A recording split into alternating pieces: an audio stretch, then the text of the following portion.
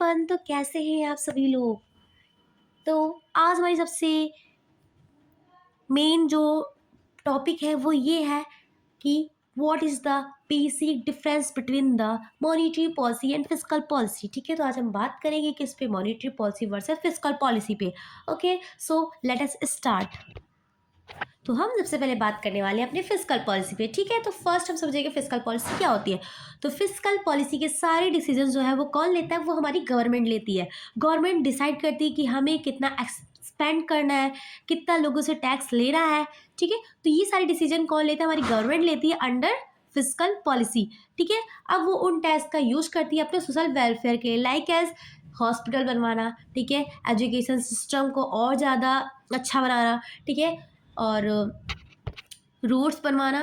तो ये सारी जो मतलब सोशल वेलफेयर के सारे वर्क जो होते हैं वो कौन करते हैं, हमारी गवर्नमेंट करती है थ्रू द टैक्स। ओके, अब हमारी जो फिस्कल पॉलिसी है उसके उस पॉलिसी को बनाने के पीछे भी कुछ मेन उद्देश्य है। अब वो मेन उद्देश्य क्या है हम उसके बारे में जानेंगे। ठीक है,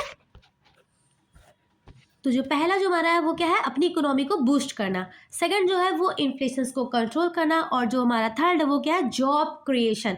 ठीक है, तो ये हमारी रही अपनी, ठीक है, तो ये रही हमारी फिस्कल पॉलिसी को बनाने के पीछे का मेन मोटिव, इनका जो मेन उद्देश्य है वो है। ठीक है, अब जो हम बात करने वाले हैं वो है हमारी मॉनेटरी पॉलिसी। ओके, अब समझिए कि मॉनेटरी पॉलिसी क्या होती है। ठीक है, जो मॉनेटरी पॉलिसी जो है वो हमारी आरबीआई ने बनाया है। ठीक है, इससे रिलेटेड जितनी भी डिसीजंस होते हैं, जैसे कि हमारे देश के अंदर कितना पैसा जो है, कितना मनी सप्लाई हो रहा है, ठीक है, कितना क्रेडिट लोन, कितना लोन ले रहा है, तो ये सारी डिसीजन कौन लेता है, हमारी आरबीआई लेती है अंडर मॉनेटरी पॉलिसी।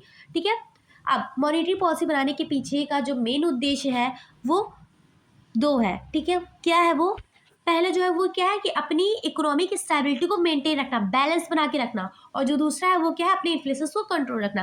ठीक है, तो ये रही हमारी आज की सबसे बेसिक डिफरेंसेस जो है हमारी मॉनेटरी पॉलिसी और फिस्कल पॉलिसी के बीच का।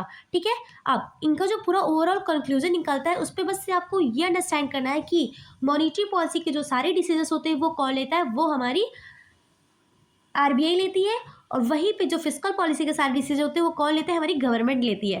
ठीक है, तो ये रहा हमारे आज के वीडियो का कंक्लूजन। ठीक है, so thank you so much. अगर आई होप कि आपको ये डिफरेंस बहुत ही अच्छी तरीके से समझ में आए होंगे, so please like and subscribe. Bye bye, thank you so much.